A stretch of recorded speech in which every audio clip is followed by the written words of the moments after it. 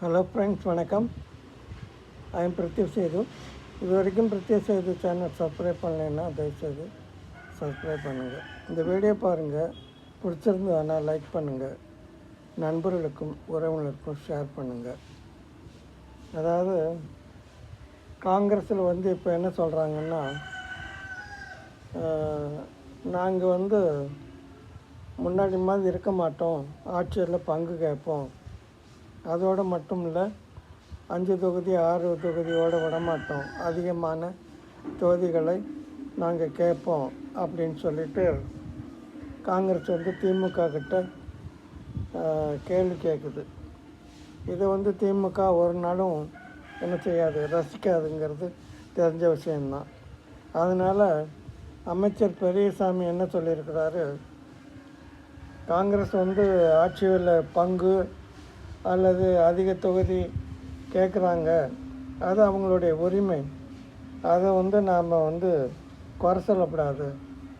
அவங்க கேட்குறத கேட்கட்டும். ஆனால் திமுக என்ன செய்யணுமோ அதைத்தான் செய்யுமே தவிர, இவங்க கேட்குறதுக்கெல்லாம் ஜால்ரா அடிச்சுக்கிட்டு அவங்களுக்கு அதிகமான தொகுதியை ஒதுக்கிறது, அப்புறமா ஆட்சியில் பங்கு கொடுக்கறது, அந்த மாதிரி எண்ணங்களெல்லாம் ஒரு நாளும் திமுக செய்யாது அப்படின்னு சொல்லியிருக்கிறாரு. இது கண்டிப்பாக அவராக சொல்லியிருக்க மாட்டார். ஸ்டாலின் இது போல் பதிலடி கொடுங்க அப்படின்னு தான் சொல்லியிருப்பார். ஏன்னா ஆட்சியில் பங்குன்னு சொல்லிட்டு ஒரு நாளும் இவங்க என்ன செய்வாங்க, இடம் கொடுக்க மாட்டாங்க. கருணாநிதி பீரியட்லேயே என்ன செஞ்சாங்க, ஜெயலலிதா அம்மா சொன்னாங்க, மைனாரிட்டி ஓட்டு மைனாரிட்டி ஆட்சின்னு சொன்னாங்க.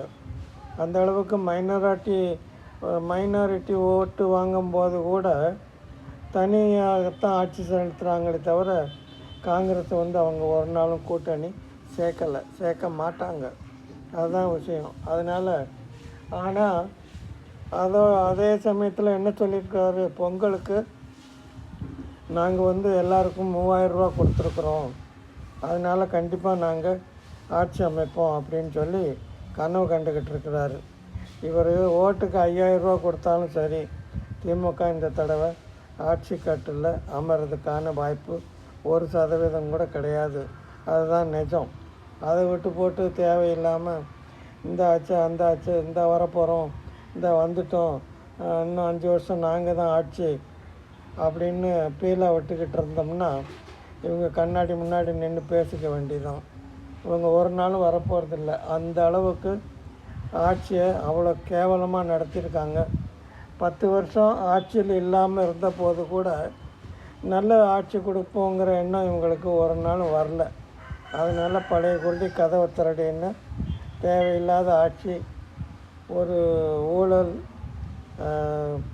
தேவையில்லாத பாலியல் சீண்டல், இதுதான் நடந்திருக்கே தவிர நல்லது ஒரு நாள் இவங்க செய்ய போகிறதும் இல்லை, செய்யவும் மாட்டாங்க.